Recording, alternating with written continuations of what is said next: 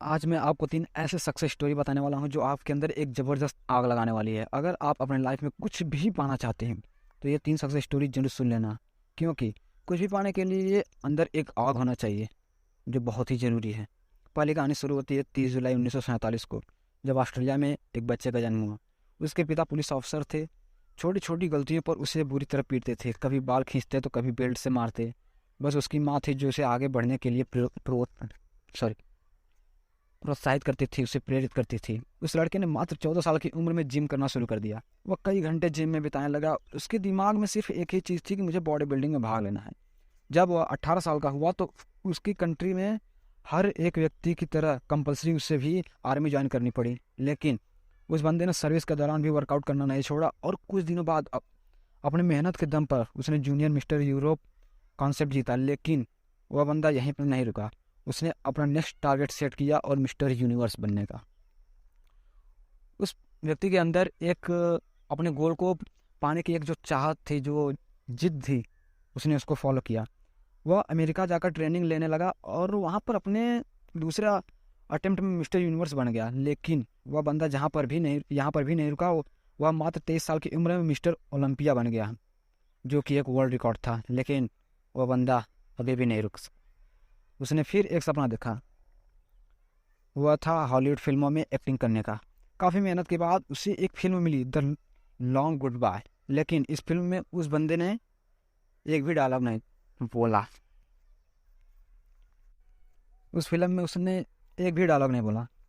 1977 में उसे एक फिल्म फिर मिली, पंपिंग आयरन, और यह फिल्म थी जो उसे पहचान दिलाई। और फिर 1982 में उसे फिल्म मिली द कॉनन द बारबेरियन, जो कि सुपरहिट रही। उसके बाद उसने कई फिल्मों में काम किया और अब उसने राजनीतिक में जाने का भी सोचा।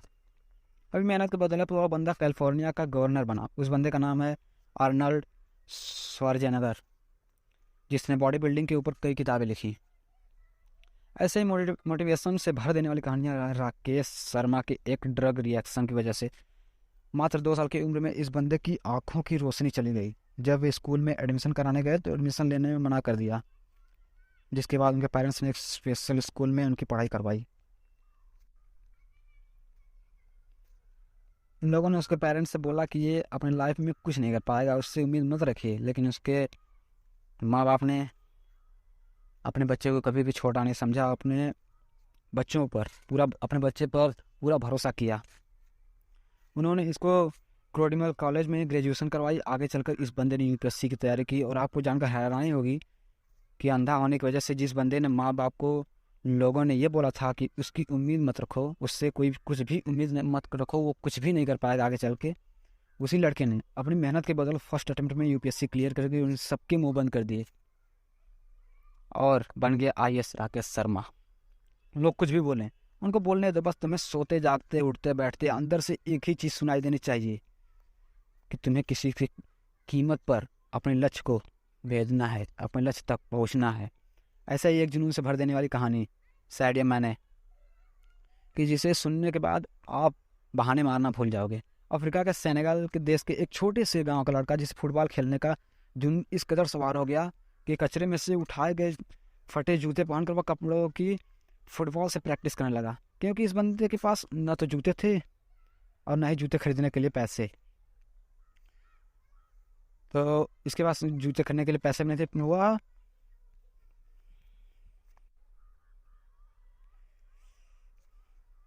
इस बंदे के पास ना तो जूते खरीदने के पैसे थे और ना ही फुटबॉल खरीदने के। यहाँ तक कि कभी कभार इस बंदे को खाना भी नसीब होता नहीं होता था। और ऐसे वक्त में ये लड़का मिट्टी खाकर अपना भूख मिटाता था।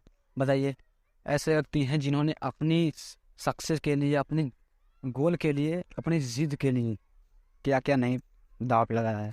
और मैं आपको दावे के साथ ये कह सकता हूँ कि ऐसी कंडीशन पर आपकी कभी नहीं आई होगी, और ऐसी कंडीशन पर आप ऐसा कुछ भी फेस नहीं कर सकते। और मैं दावे के साथ यह कह सकता हूँ कि ऐसी कंडीशन आपकी नहीं होगी, क्योंकि जिस फ़ोन या लैपटॉप पर आप यह देख रहे हो वह 1000 रुपये का है। लेकिन उस बंदे के पास तो खाने तक के पैसे नहीं थे और फटे जूते पहन कर फुटबॉल की प्रैक्टिस करता था। कोई नहीं था उसे ट्रेन करने वाला, लेकिन फिर भी उस बंदे को अपने आप पर विश्वास था। एक जिद थी कि वह एक दिन पूरी दुनिया मुझे मेरे नाम से जानेगी। और वह 12 साल का लड़का तो उसके देश की राजधानी में फुटबॉल के ट्रायल्स हुए उस वक्त उस बंदे के बाद वह तक ट्रैवल करने तक के पैसे भी नहीं थे, लेकिन जुनून इस कदर सवार था कि 12 साल का ये लड़का 160 किलोमीटर भागते हुए वहाँ पहुँचा सिर्फ ट्रायल देने के लिए। अब आप ही सोचो कितनी कितनी आग होगी उस बंदे के अंदर, जब यह अपने फटे हुए जूते पर वह पहुँच गया लोगों के बीच अपना मजाक बनाने। लेकिन इस बंदे के 5 मिनट की ट्रायल ने सब लोगों की बोलती बंद कर दी। उसने दिखा दिया कि फटे हाल वाला भी ये लड़का भी रिकॉर्ड तोड़ सकता है। उस वक्त कोच ने 12 साल के स्टेडियम मैन को बोले कि एक दिन तू तो बेटा सबकी वाट लगाएगा, एक दिन लोग मुझे तेरे नाम से नहीं जानेंगे। उस दिन स्टेडियम मैन बहुत खुश था। जब ये बंदा खुशखबरी सुनाने के लिए दौड़ता हुआ अपने घर गया तो देखा कि उसके पिताजी की हार्ट अटैक से मौत हो चुकी थी। तो सोचो उस 12 साल के लड़के पर उस समय क्या बीती हुई होगी, उसकी हालत क्या हुई होगी। अब इसके पास प्यार करने के लिए सिर्फ एक ही चीज़ बची थी, वो थी उसकी फुटबॉल। उसने अपने आंसू पोंछते हुए प्रैक्टिस करना शुरू किया। उसका प्रैक्टिस और उस गेम के लिए जुनून देखकर फ्रांस के एक बहुत बड़े क्लब ने उसे सेलेक्ट कर लिया। और आपको जानकर हैरानी होगी कि जिस लड़के ने फटे जूते पहनकर फुटबॉल खेलना शुरू किया था, आज वही बंदा दुनिया के सबसे बड़े फुटबॉल क्लब के लिए खेलता है। इस बंदे ने 2 मिनट 56 सेकंड में बैक टू बैक 3 गोल मार के एक ऐसा वर्ल्ड रिकॉर्ड भी बनाया जिसे आज तक कोई तोड़ नहीं पाया। ऐसा जुनून देखना, ऐसा जुनून, ऐसा पागलपन अपने अंदर लाओ, एक वजह को जन्म दो और बहाने बनाना छोड़ दो।